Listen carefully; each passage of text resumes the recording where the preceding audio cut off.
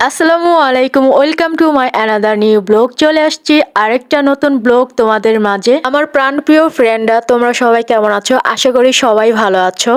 Video শুরুতে একটা কথা না বললেই নয়, আমাদের বন্দরে সিরাজ শাহ মাজার রয়েছে। এখানে প্রতি বছরে মাহফিলটি হয়ে থাকে। আমার কখনো এই মাহফিলে যাওয়া হয় নাই, তাই দেখতে চলে আসলাম।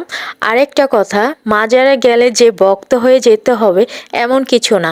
অনেকে ভাবে যে মাজারে যারা যায় নাকি ভক্ত হয়ে যায়, কিছু পাবলিক তাই মনে করে। যাই হোক, তাদের কথায় পরোয়া করি না, যে যাই ভাবুক, তাদের ব্যক্তিগত ব্যাপার। মাজারে ঢোকার আগে জুতা খুলে প্রবেশ করতে হবে। আর শুক্রবারে এত এত মানুষ আসছে, মাজারটি পুরো জমজমা হয়ে গেছে মানুষের ভিড়ে। আর তারা সিরাজ শাহ মাজারটি এত সুন্দর লাইটিং করে সাজিয়েছে, দেখে খুবই সুন্দর হয়েছে। আর তোমাদেরকেও দেখাবো ঘুরে ঘুরে। আর মাজারের ভিতরগুলো ডেকোরেশন অসাধারণ, খুবই সুন্দর। আর যারা যাওনি, খুব মিস করছো। সিরাজ শাহ মাজারে যেহেতু আসছি, এই মাজারের সম্পর্কে কিছু কথা তুলে ধরবো তোমাদের মাঝে।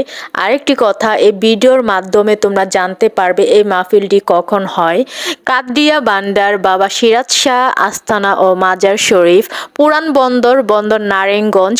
উরুস মোবারক প্রতি বছর ফেব্রুয়ারি মাসের প্রথম বৃহস্পতিবার ও শুক্রবার পবিত্র দরবার শরীফ ও দয়াল মসজিদ সিরাজ শাহ বাবা সম্পর্কে কিছু কথা বলবো। আল্লাহ রাসূল সাল্লাল্লাহু আলাইহি সাল্লাম পাকের অগণিত প্রেমিকের এক তীর্থস্থান মিলন মেলা হচ্ছে এই পাক দরবার শরীফ। কাদরিয়া বান্ডার, যার প্রতিষ্ঠাতা হযরত খাজা শাহ মোহাম্মদ সিরাজুল আল কাদেরী ওয়াল চিশতি যিনি বাংলাদেশের সহ পুরো ভারতীয় উপমহাদেশের অন্যতম একজন সুফি দরবেশ ও কাদরিয়া ভান্ডার সিরাজ শাহ আস্তানা দরবার শরীফের প্রতিষ্ঠাতা। আর এখানে আসছি দেখার জন্য। মাহফিলটি হয় প্রতি বছরের নাকি। যাই হোক, যারা ভক্ত তাদের ব্যাপারে এটা, আমি আসছি জাস্ট দেখার জন্য এখানে কি কি হয়। তারপর এখান থেকে বেরিয়ে মেলাতে যাব। মেলার সম্পর্কে তোমাদেরকে কিছু বলবো। এই মাজার সম্পর্কে যতটুকু জেনেছি তোমাদেরকে জানিয়েছি। যদি ভুল ত্রুটি হলে ক্ষমা দৃষ্টিতে দেখবেন। মাজার থেকে এখন বেরিয়ে তোমাদেরকে মেলাতে নিয়ে যাব।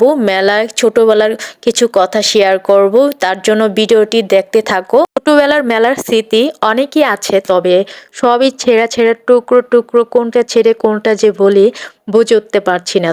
আমাদের এলাকায় যতগুলি মেলা হতো তার প্রায় সব ছিল। আজকে কিছু টুকরো স্মৃতি শেয়ার করব। ছোটবেলায় আমরা কেউ বাপ মায়ের সাথে মেলায় যেতাম না, দল বেঁধে নিজেরাই যেতাম মেলায়। গিয়ে প্রথমে আমরা ঘষা বরফ খেতাম, এক একজন 2-3 গ্লাস করে খেয়ে ফেলতাম। তারপর মেলাতে ঢুকি, প্রথমে মাটির তৈরি পুতুল, হাতি ঘোড়ার দোকানগুলোতে। তখন আমার অসম্ভব টান ছিল এগুলোর প্রতি। ঝটপট অনেকগুলি মাটির জীবজন্তু কিনে ফেলতাম, সাথে জামাই বউয়ের পুতুল কিনতামই। আমার খুব ভাল লাগতো। আমাদের মুখ কিন্তু বন্ধ হতো না, একটার পর একটা খেতেই থাকতাম। তো আরেকটা কথা শেয়ার করি, মজার কাহিনী। জিলাপির রসে বা ছেঁড়া মাখা খেতে খেতে হাত যেহেতু রসে ভরে গেছে, এখন কি করব? তো ভিড়ের মধ্যে হাঁটতে হাঁটতে কে পেতাম তার জামাই মুছে ফেলতাম হাত। এরপরে কে কারে দেখবে, তারপর কি করি, তো নাগরদোলায় দেখতাম। তখন খুব ভয় পেতাম নাগরদোলা উঠতে। অনেকে দেখি নাগরদোলা এক একজনে বমি করে দেয়, মাথা ঘুরান্তে পড়ে যায়, অজ্ঞান হয়ে যায়। তো এই ভয়ে তখন আর নাগরদোলা উঠতাম না। ছোটবেলা খুবই ভয় পেতাম। হচ্ছে ছোটবেলার স্মৃতি তোমাদের সাথে যতটুকু পেরেছি শেয়ার করেছি। তোমাদের কাছে ভিডিওটি কিরকম লেগেছে অবশ্যই লাইক কমেন্ট করবে। লাইক কমেন্ট দিয়ে সাথে থাকবে, আর বেশি বেশি কমেন্ট করবে।